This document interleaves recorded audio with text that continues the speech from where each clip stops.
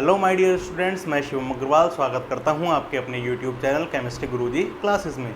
We are continuing our lecture series of chapter 1 solid state and this is the 11th lecture of our lecture series solid state.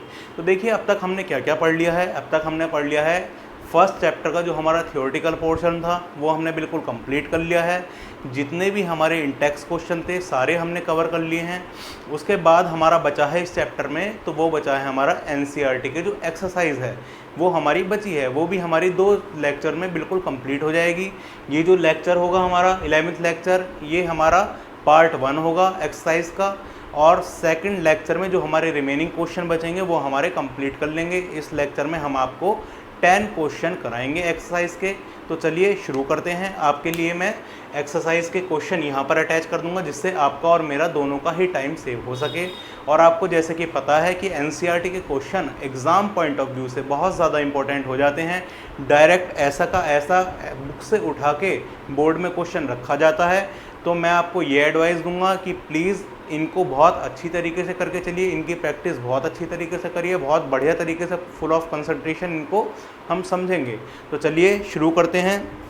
आपका NCERT का first question है define the term amorphous. तो amorphous की term को हमें define करना है।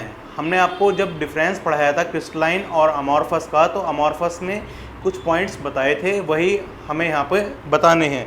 तो आगे क्या कह रहा है, give a few example of amorphous solid. तो देखिए अमॉर्फस को एक्सप्लेन करेंगे। तो अमॉर्फस में हमारा फर्स्ट पॉइंट क्या आ जाता है कि अमॉर्फस में जो कॉन्स्टिट्यूएंट पार्टिकल्स होते हैं वो इर्रेगुलरली अरेंज होते हैं, उनका कोई पैटर्न नहीं होता है। सेकंड पॉइंट क्या आ जाता है कि इसका मेल्टिंग पॉइंट शार्प नहीं होता है। थर्ड पॉइंट क्या हो जाता है कि ये आइसोट्रॉपिक नेचर के होते हैं। फोर्थ पॉइंट क्या आ जाता है हमारा कि इसके जो कॉन्स्टिट्यूएंट पार्टिकल हैं, ये तो मैंने आपको पहले बता दिया, इरेगुलरली अरेंज होते हैं। और फोर्थ पॉइंट क्या आ जाता है कि जो ये हमारे सॉलिड होते हैं ये हमारे स्यूडो सॉलिड होते हैं। मींस जैसे कि ग्लास सॉलिड तो होता है लेकिन वो फ्लो करने की टेंडेंसी जो होती है, इसकी वजह से इसको क्या कहा जाता है, स्यूडो सॉलिड कहा जाता है।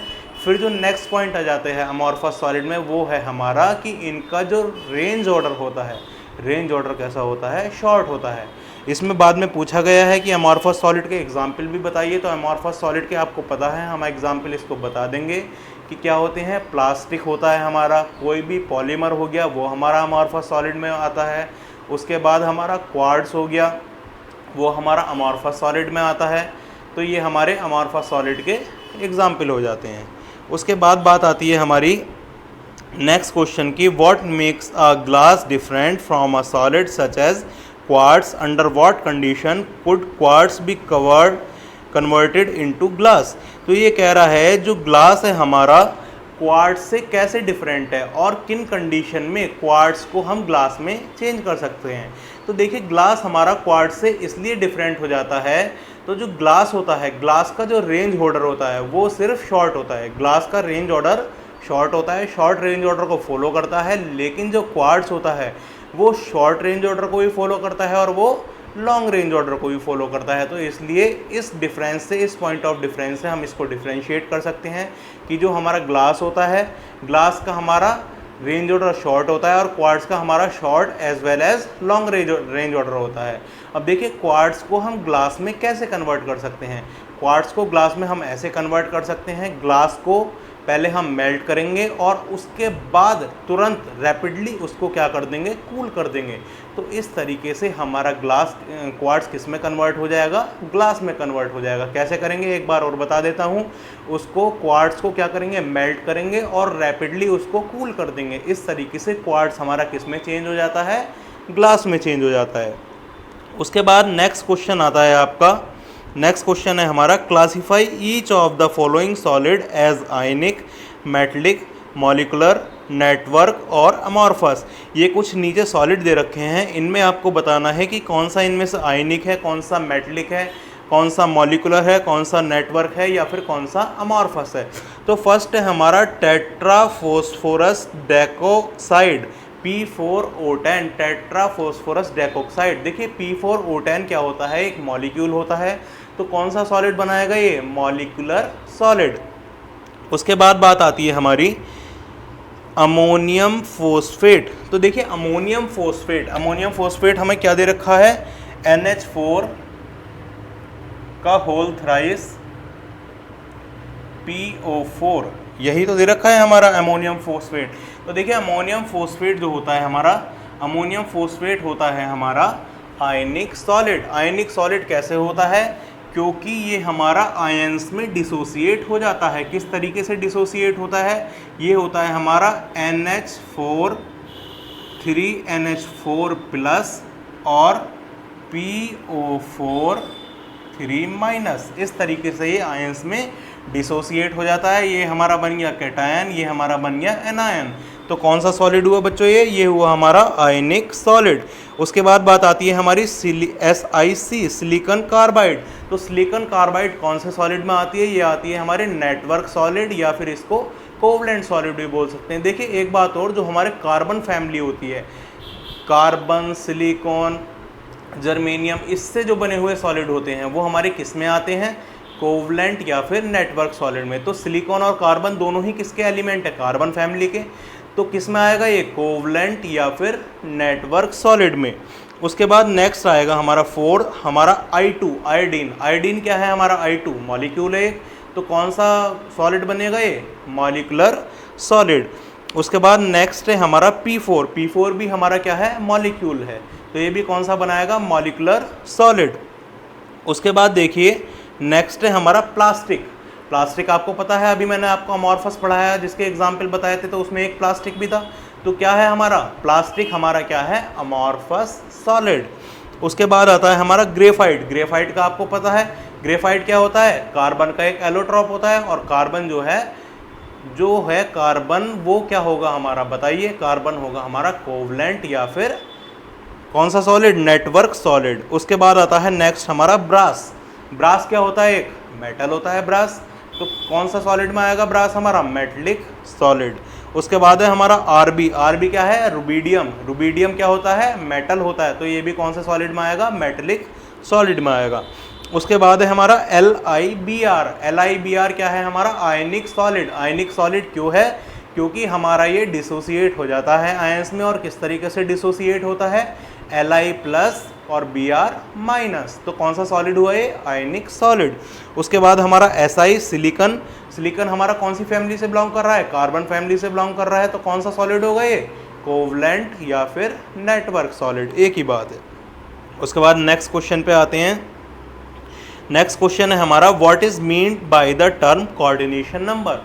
कोऑर्डिनेशन नंबर को डिफाइन करना है। कोऑर्डिनेशन नंबर आपको मैंने बता रखा है क्या होता है कोऑर्डिनेशन नंबर, किसी स्फेयर या एटम के नाइबर में या फिर सराउंडिंग्स में कितने स्फेयर प्रेजेंट हैं उसको क्या बोलते हैं हम, कोऑर्डिनेशन नंबर। आयनिक सॉलिड में किसी आयन के सराउंडिंग्स में कितने आयन्स प्रेजेंट हैं वो उसका कोऑर्डिनेशन नंबर हो जाएगा आयनिक कंपाउंड में।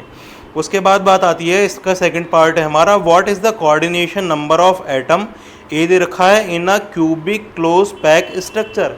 तो आपको कोऑर्डिनेशन नंबर बताना है किसका, क्यूबिक क्लोज पैक स्ट्रक्चर का आपको कोऑर्डिनेशन नंबर बताना है। तो क्यूबिक क्लोज पैक स्ट्रक्चर का कोऑर्डिनेशन नंबर क्या हो जाता है हमारा, इसका कोऑर्डिनेशन नंबर होता है हमारा 12। 12 कैसे होता है ये मैं आपको बता देता हूँ। देखिए जब हमने क्यूबिक क्लोज पैक स्ट्रक्चर हमने 3D में पढ़ा था, तो उसमें क्या पढ़ा था, हमने एक लेयर उठाई थी hexagonal close pack structure 2D वाली।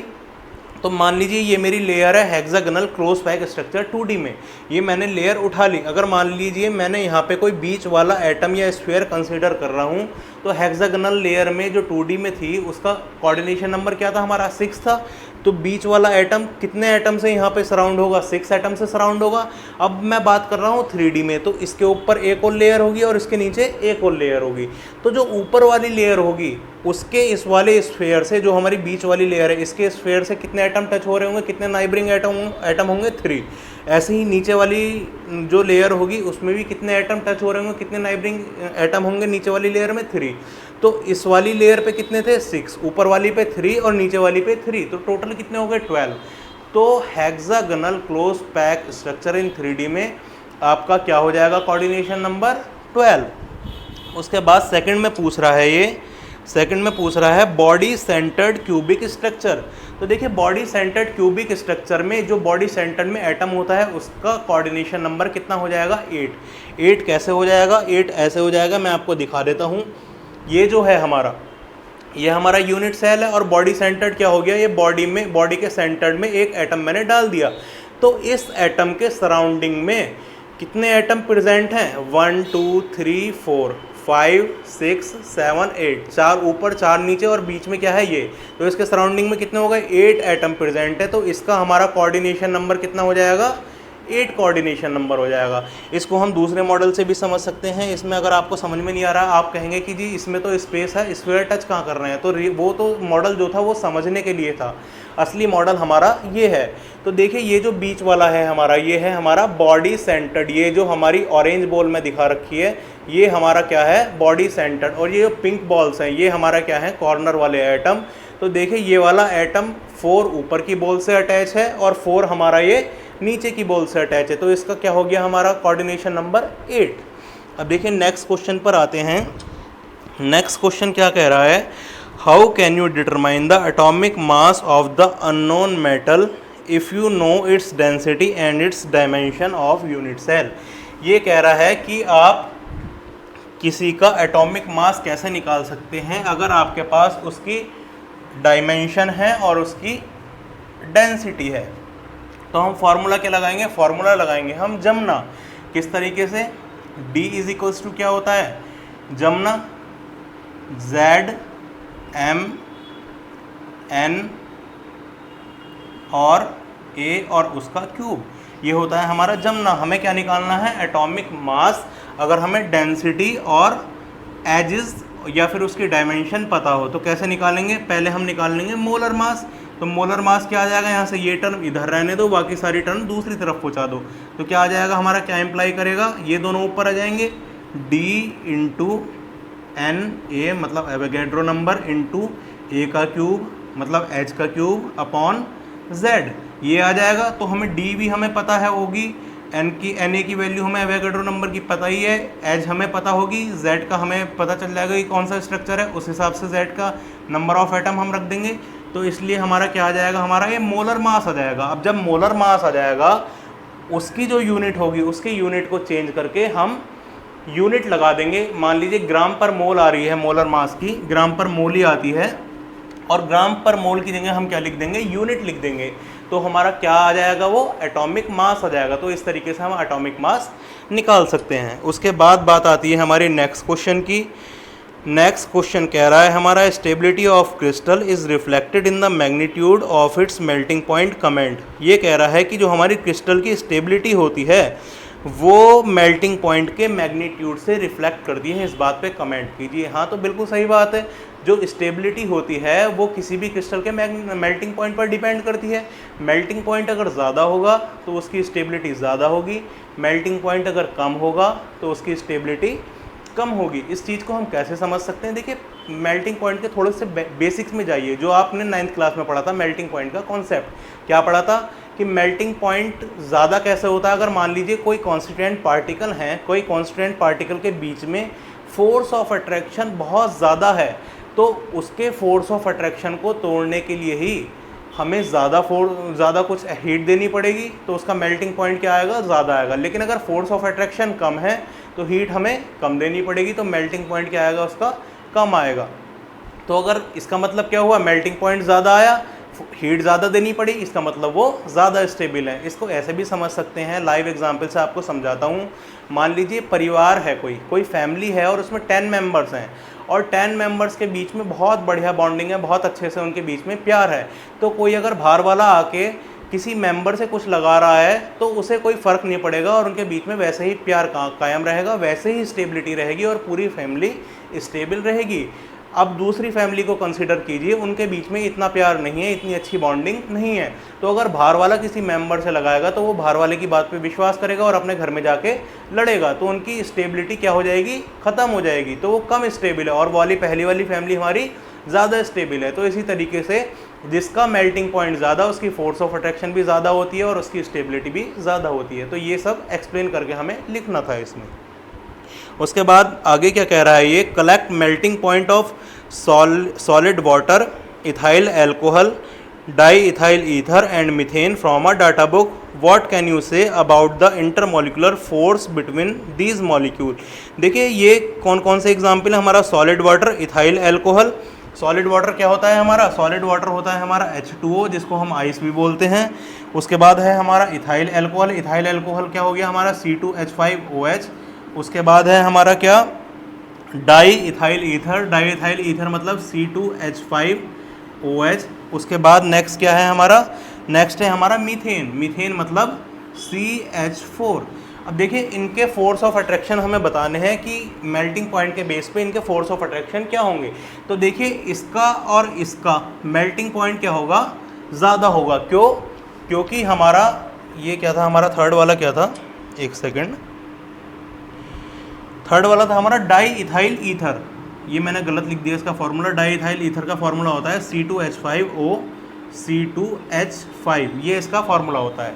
तो देखिए H2O और C2H5OH मतलब वाटर, सॉरी आइस और हमारा इथेनॉल, ये जो होता है इनमें हमारी कौन सी बॉन्डिंग होती है? Hydrogen bonding. कौन सी बॉन्डिंग होती है हमारी? Hydrogen bonding. और ये जो है हमारा C2H5O C2H5, इसमें हमारी कौन सी होती है? देखिए इसमें पोलैरिटी आ रही है हमारी. ऑक्सीजन और कार्बन के बीच में बॉन्ड है, तो पोलर बनना है तो हमारा कौन सा इंटरेक्शन होगा इसमें? Dipolar interaction. मतलब डाईपोल. डाईपोल बनना है तो कौन सा इंटरेक्शन होगा? Dipolar interaction. उसके बाद में हमारा CH4 है. CH4 हमारा क्या है? Non polar molecule. कार्बन और हाइड्रोजन की इलेक्ट्रोनेगेटिविटी में इतना ज़्यादा डिफरेंस नहीं होता, दोनों की अप्रॉक्स सेम इलेक्ट्रोनेगेटिविटी होती है. तो ये होगा हमारा नॉन पोलर मॉलिक्यूल. और नॉन पोलर में कौन सा इंटरेक्शन होता है हमारा? वीक और लंडन या फिर डिस्पर्जन फोर्सेस. वीक फोर्सेस होती हैं जिनका नाम होता है लंडन फोर्सेस या फिर डिस्पर्जन फोर्सेस. तो कौन सा इंटरेक्शन होगा इसमें? लंडन फोर्सेस वाला इंटरेक्शन होगा.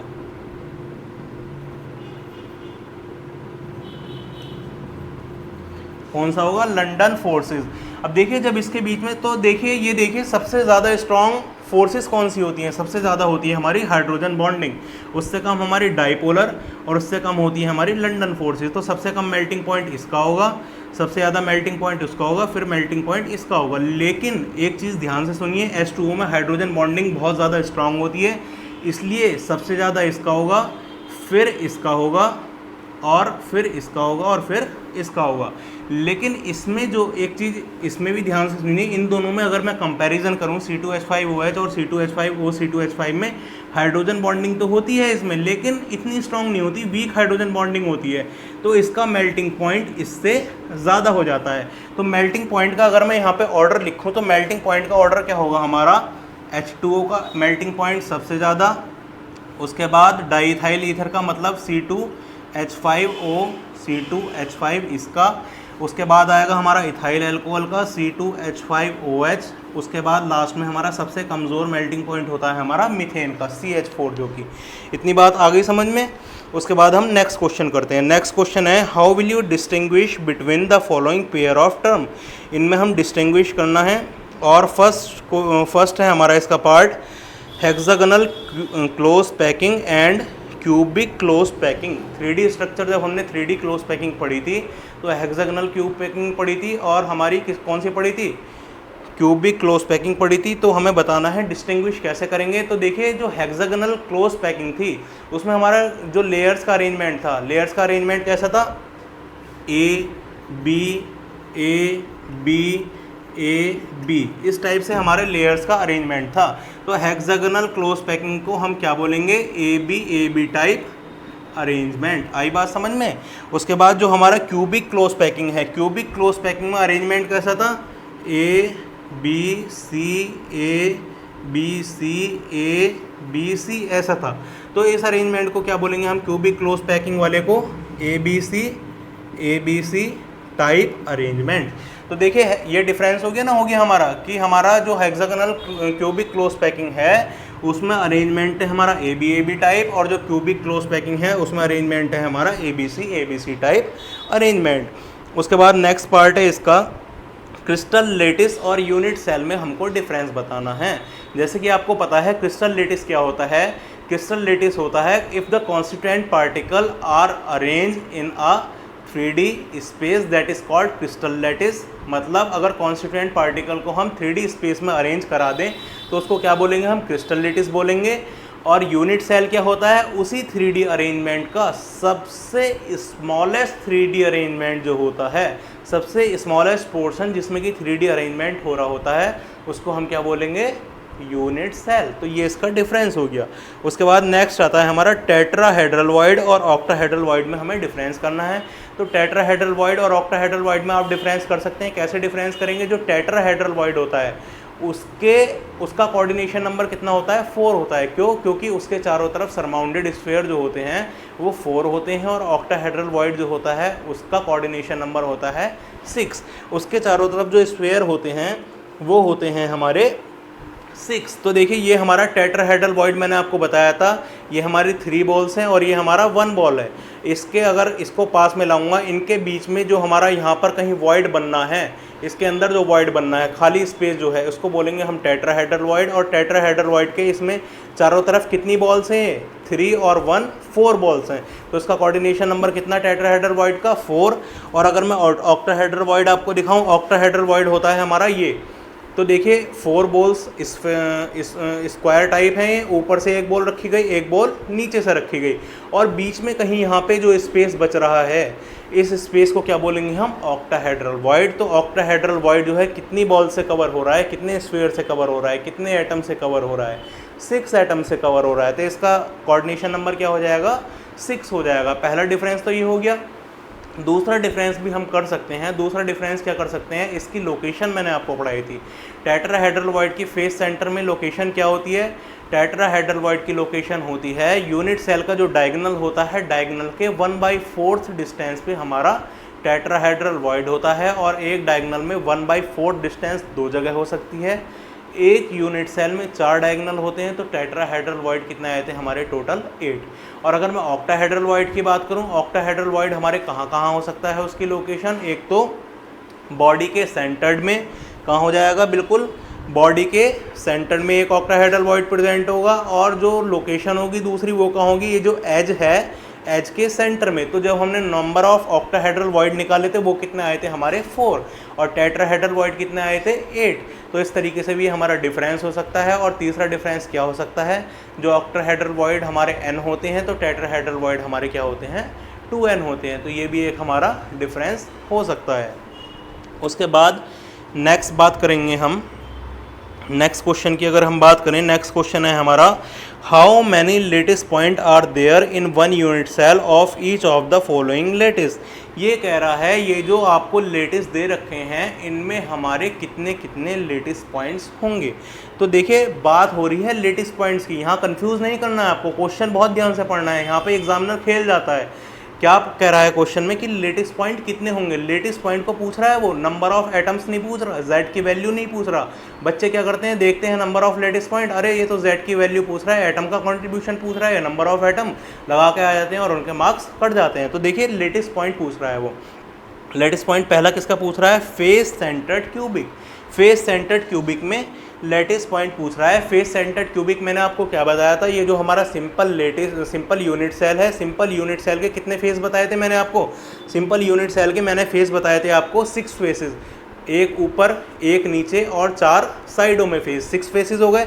तो सिंपल यूनिट सेल में हमारे लेटिस पॉइंट कितने थे, कितने एटम है हमारे, 4 ऊपर 4 नीचे, 8 एटम है हमारे। सिंपल लेटिस पॉइंट में 8 एटम हो गए। अब देखिए फेस सेंटर्ड, फेस कितने हैं, 6, फेस 6 है और हर एक फेस के एक सेंटर पे एक एटम, एक यहाँ पर, एक यहाँ पर, एक यहाँ पर, एक यहाँ पर, एक यहाँ पर, एक यहाँ पर, 6 एटम और हो गए। तो 8 + 6 कितने हो गए, 14 एटम हो गए। इसका मतलब फेस सेंटर्ड क्यूबिक में मेरा 14 लेटिस पॉइंट होते हैं। उसके बाद नेक्स्ट पूछ रहा है ये, नेक्स्ट है हमारा फेस सेंटर्ड टेट्रागोनल। देखिए ये तो था मेरा फेस सेंटर्ड क्यूबिक, लेकिन अगर मैं फेस सेंटर्ड टेट्रागोनल की बात करूं, टेट्रागोनल में मैंने आपको क्या बताया था, टेट्रागोनल और क्यूबिक में सिर्फ फ़र्क कितना था, उसमें एक साइड जो है, एक एज जो है बड़ी हो जाती है। जैसे कि मैंने आपको ये डस्टर का एग्जांपल दिया भी था, ये था हमारा डस्टर, मतलब सारी एजेस सेम रहेंगी, सिर्फ एक एज जो है ये हमारी बड़ी हो जाएगी ये वाली एज।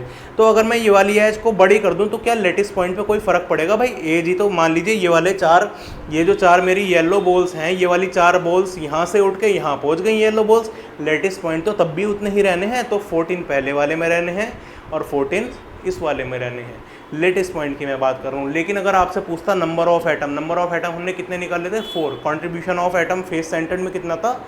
4। लेकिन नंबर ऑफ एटम नहीं पूछे हैं यहाँ पे पूछे हैं लेटेस्ट पॉइंट। तो लेटेस्ट पॉइंट कितने आएंगे मेरे? 14। उसके बाद हमने नेक्स्ट पूछा है इसने बॉडी सेंटर्ड। तो बॉडी सेंटर में बताइए भाई कितने होते हैं? ये तो पप्पू भी बता देगा। आप बताइए कितने होते हैं, सोच के बताइए ज़रा मेरे। 8 तो ये हो गए मेरे, और बॉडी सेंटर्ड कह रहा है कि एक एटम यहाँ पे बॉडी के सेंटर में और आ गया। 8 + 1 9। तो कितने लेटेस्ट पॉइंट हो गए हमारे? 9 लेटेस्ट पॉइंट हो गए। आई इतनी बात समझ में? देखिए क्वेश्चन समझ में आ रहे हैं। अगर आपको कॉन्सेप्ट क्लियर होगा, थ्योरी बहुत अच्छी तरीके से पड़ेगी, तो क्वेश्चन करना बहुत बड़ी बात नहीं है, बहुत आसानी से क्वेश्चन हो जाएंगे और यहीं से आपके नंबर बनते हैं। केमिस्ट्री सिर्फ कॉन्सेप्ट्स का खेल है, समझने का खेल है और प्रैक्टिस का खेल है। ये 3 चीज़ें अगर आपने कर ली तो आपकी केमिस्ट्री 100% मार्क्स दे के जाएगी आपको। उसके बाद देखिए नेक्स्ट क्वेश्चन है हमारा, explain the basis of similarity and difference between metallic and ionic crystal. आपको क्या बताना है? मेटलिक और आयनिक क्रिस्टल के बीच में सिमिलरिटी भी बतानी है और डिफरेंस भी बताना है।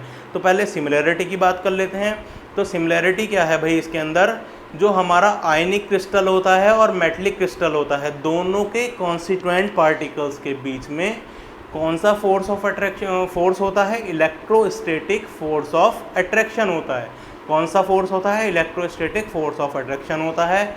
आयनिक सॉलिड में ये फोर्स किस वजह से होता है? आयनिक सॉलिड में ये फोर्स होता है अपोजिटिवली चार्ज पार्टिकल्स के बीच में जो फोर्स होता है उस वजह से होता है। और अगर बात करूं मैं मेटलिक सॉलिड में जो हमारा फोर्स ऑफ अट्रैक्शन होता है ये वाला, वो किस वजह से होता है?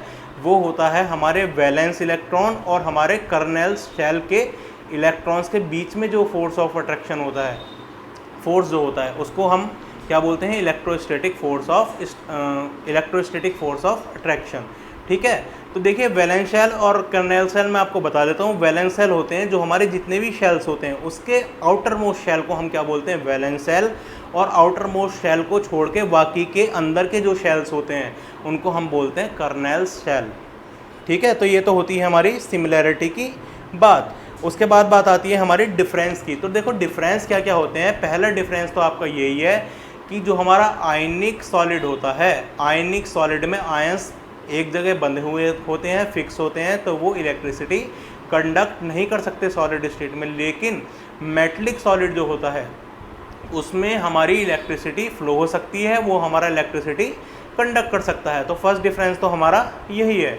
सेकंड डिफरेंस क्या है? सेकंड डिफरेंस ये है जो इलेक्ट्रोस्टैटिक फोर्स ऑफ अट्रैक्शन होता तो दोनों में है, लेकिन जो आयनिक सॉलिड होते हैं, आयनिक सॉलिड में strong electrostatic force of attraction होता है, लेकिन और जो हमारा मेटलिक सॉलिड होता है, मेटलिक सॉलिड में वीक फोर्स ऑफ अट्रैक्शन होता है, weak electrostatic force of attraction होता है। इतनी बात आई समझ में? ये हो गया हमारा सिमिलरिटी और डिफरेंस।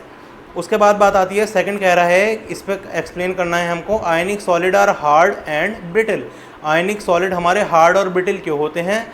क्योंकि हमारा उसमें बहुत ज़्यादा स्ट्रॉन्ग फोर्स ऑफ अट्रैक्शन होता है, इस वजह से हमारे आयनिक सॉलिड हमारे हार्ड होते हैं और ब्रिटल होते हैं। उसके बाद नेक्स्ट क्वेश्चन है हमारा 10th क्वेश्चन, जो कि इस लेक्चर का हमारा लास्ट क्वेश्चन रहेगा। बिल्कुल सिंपल क्वेश्चन है। Calculate the efficiency of packing in case of metal crystal 4।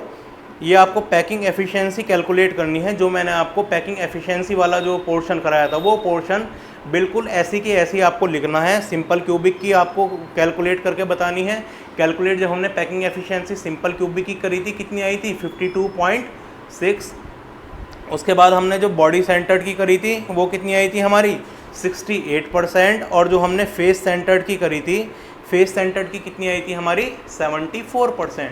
तो ये पैकिंग एफिशिएंसी आपको ड्राइव करके देखनी है। आपने अपने नोट्स में लिख लिया होगा, ये वहाँ से देख लेना। बिल्कुल वैसे की वैसी आपको इस क्वेश्चन का आंसर में वो पैकिंग एफिशिएंसी कॉपी करनी है। तो ये आपके यहाँ पे 10 क्वेश्चन कंप्लीट होते हैं। आज के लेक्चर के लिए सिर्फ इतना ही। बाकी के जो बचे हुए क्वेश्चन हैं हम नेक्स्ट लेक्चर में बिल्कुल उनको कंप्लीट कर लेंगे और सॉलिड का जो सॉलिड स्टेट चैप्टर है वो हमारा बिल्कुल फिनिश हो जाएगा। उसके बाद आपको एक लेक्चर और मिलेगा, जो लेक्चर होगा एग्ज़ाम डोज के नाम से।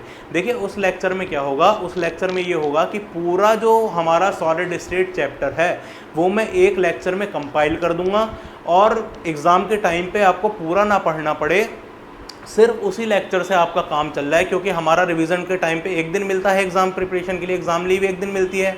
अब हम क्या क्या पढ़ के जाएँ, तो रिवीजन के तौर पे सिर्फ उस लेक्चर को देखना और पूरा चैप्टर आपका कवर हो जाएगा। वो एग्ज़ाम डोज में इस तरीके से बनाने वाला हूँ, सारी ट्रिक्स, सारे फार्मूले, कॉन्सेप्ट्स एक ही लेक्चर में सारे कवर हो जाएंगे। लेकिन इसका मतलब ये बिल्कुल नहीं है कि आप सारे लेक्चर ना देखें, सिर्फ एग्ज़ाम डोज देखें। देखो एग्ज़ाम डोज जो है वो सारे लेक्चर का समरी है एक तरीके से। अगर आप लेक्चर नहीं देखेंगे तो एग्ज़ाम डोज आपको बिल्कुल भी समझ में नहीं आने वाला। लेक्चर आप पढ़ेंगे, कॉन्सेप्ट आपके क्लियर होंगे तो एग्ज़ाम डोज आपका काम का होगा, वरना आपका बिल्कुल काम का नहीं होगा। तो आज के लेक्चर के लिए सिर्फ इतना ही। आशा करता हूँ आपको ये चैप्टर बहुत अच्छी तरीके से समझ आया होगा और क्वेश्चन भी आपके बहुत अच्छी तरीके से प्रैक्टिस हो रहे होंगे। तो आज के लेक्चर के लिए इतना ही।